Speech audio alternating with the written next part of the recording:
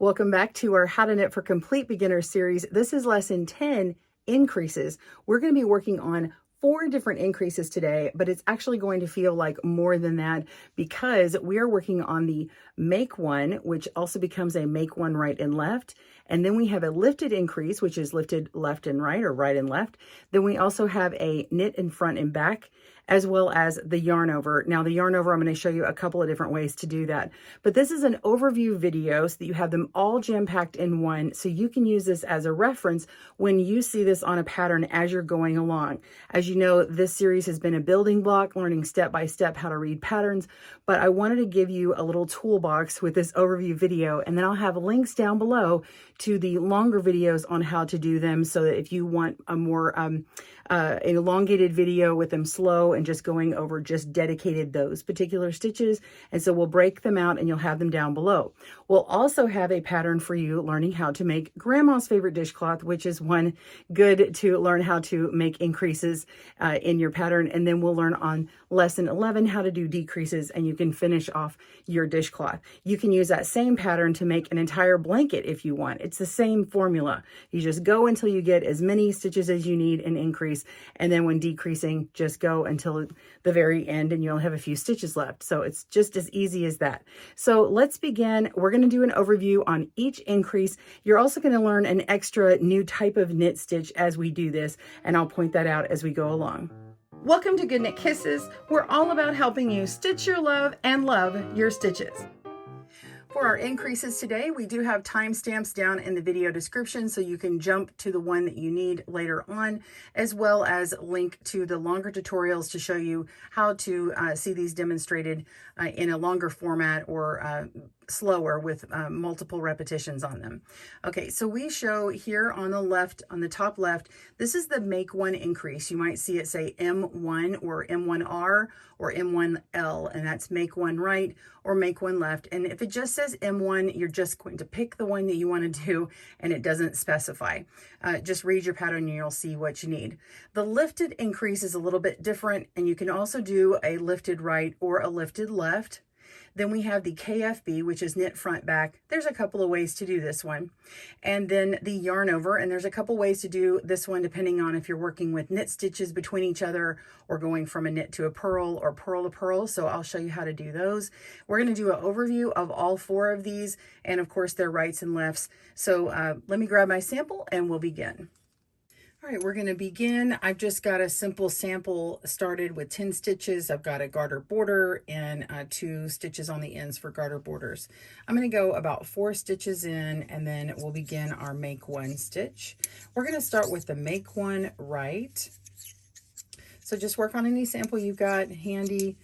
Okay, so you can see that I have a knit column here and a knit column here. And when I pull apart, you can see this stitch in between. This is just a ladder. It's not really a stitch, but we're going to make a stitch out of this ladder yarn. So we're going to come in with this needle and go in from the back, and we're going to twist it around. And you see how it makes a loop onto our needle? Now we're going to take our other needle and go into from the front, just like we would do a regular knit stitch. So we're going from the front. Now, if you're looking at my right-handed video, it's going to look like I'm on the right side of this stitch. If you're looking at the left-handed video, it will be flipped and my words will be flipped for you. But if you perform it this way, it will turn out the way it's supposed to be in the pattern. So you're going to knit the stitch just like normal. And now you have a make one right. So let's go ahead and knit another stitch. And I'm going to, let's see, I'm going to do one more, and we're going to do a make one left. So make one left, we're going to go with this ladder yarn in between. It's just that middle part there. And instead of going into the back of the stitch, we're going into the front of the stitch this time. You can see it's really big, and it's not twisted around like the last one was. So when we enter from the front of the stitch, we want to work into the back. So last time we worked into the front, and you see how that would be really loose and open. So we're going to go to this side of it, and if you're on the right-handed video, you can see it's on the left side of this needle here. So we're going into the back and we're going to knit. Now I'm going to stop for a second and point out I'm actually showing you how to knit a stitch through the back loop. This is the back of our loop, and we're knitting that stitch. So you're actually learning two things at once. You're learning how to knit through the back loop. If you ever see a Ktbl or a KBL, that's what that means. So now you have make one left. You have made a left increase stitch, and then you just knit your remaining row.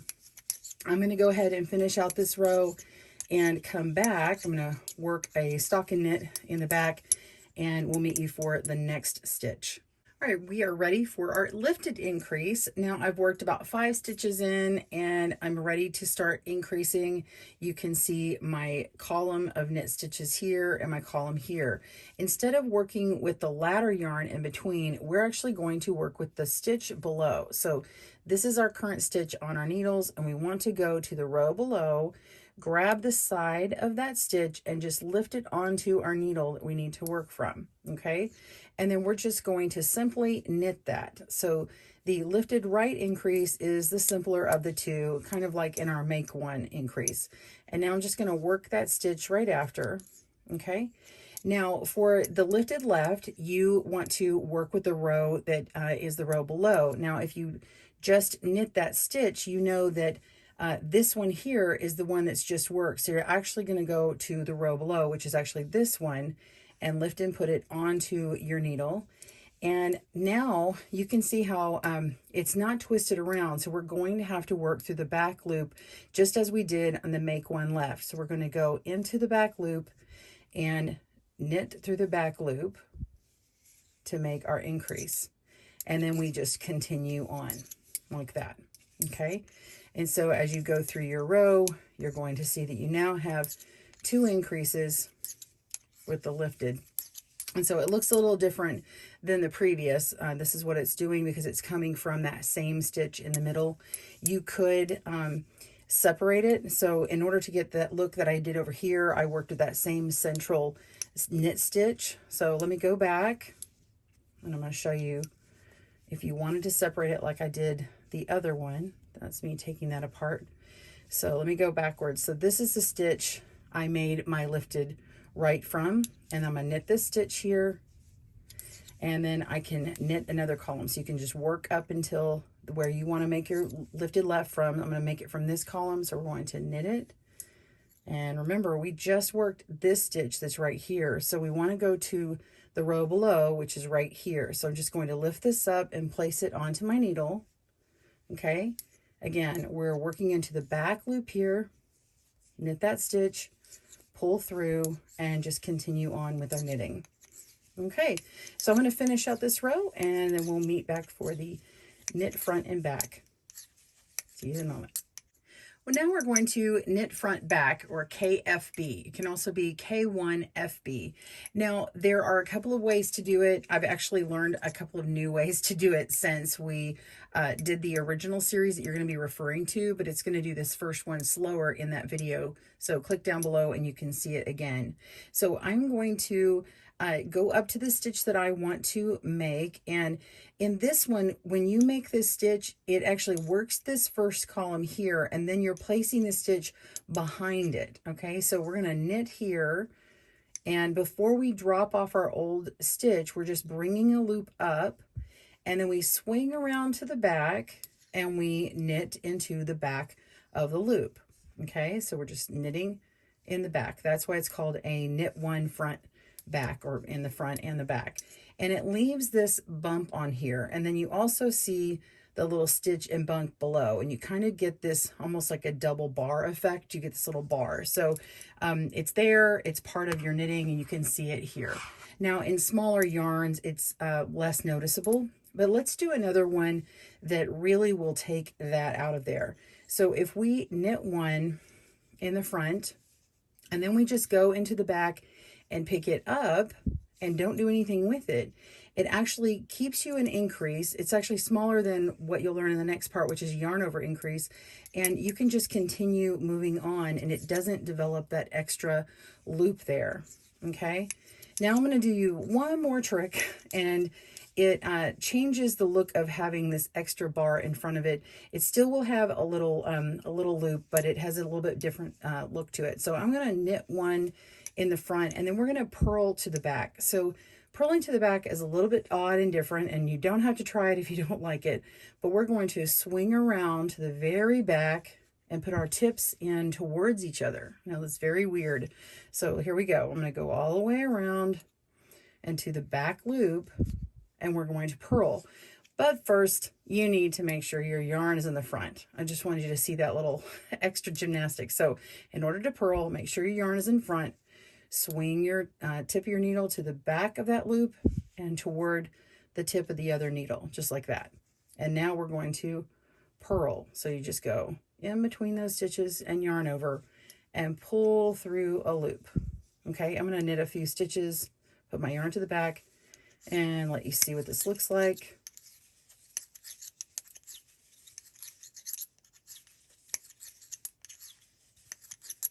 Okay, and you can see that this one has this sort of look to it. It kind of bumps out a bit, but it doesn't have this pronounced bump as much. It's a little bit different look.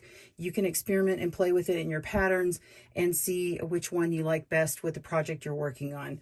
And again, this other one here is not as noticeable there. So we have an increase here, here, and here. Okay, let's move on to the yarn over increase.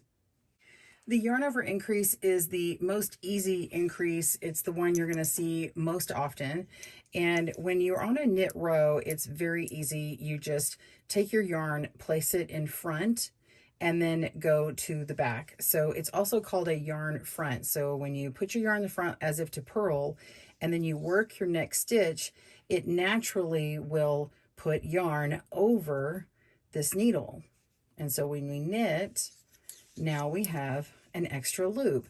That's also the way that some people make a mistake and continually increase and wonder, why did my beginner knitting increase and have so many extra stitches when I had X number and now I have Y number or Z number, whatever the number is. I know those aren't the letters, no, not numbers, but anyway, you just keep on moving on, and then it creates this hole in your work, this increase, which is a little eyelet, and you can make them decorative or be used for other things later on.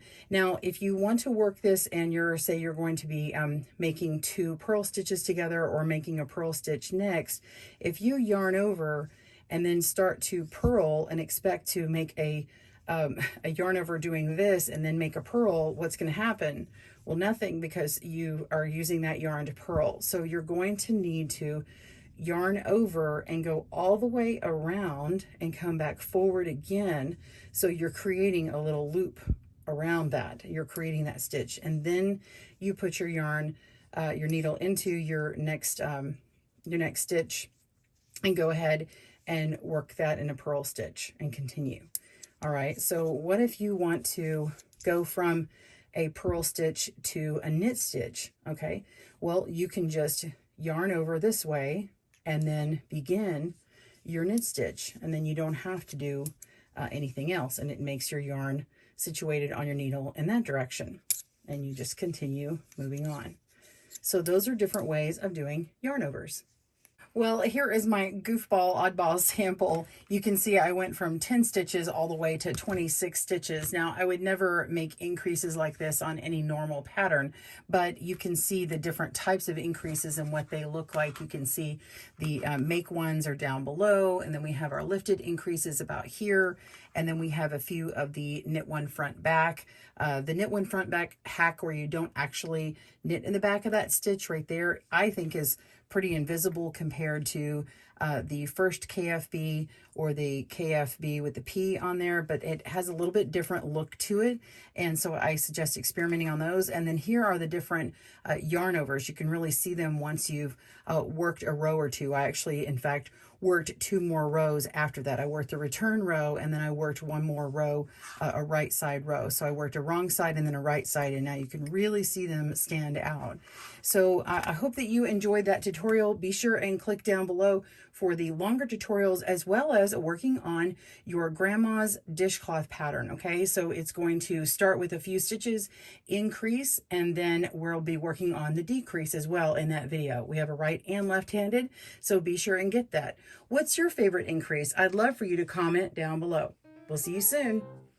Thanks for joining us today, where we help you stitch your love and love your stitches. See you again soon.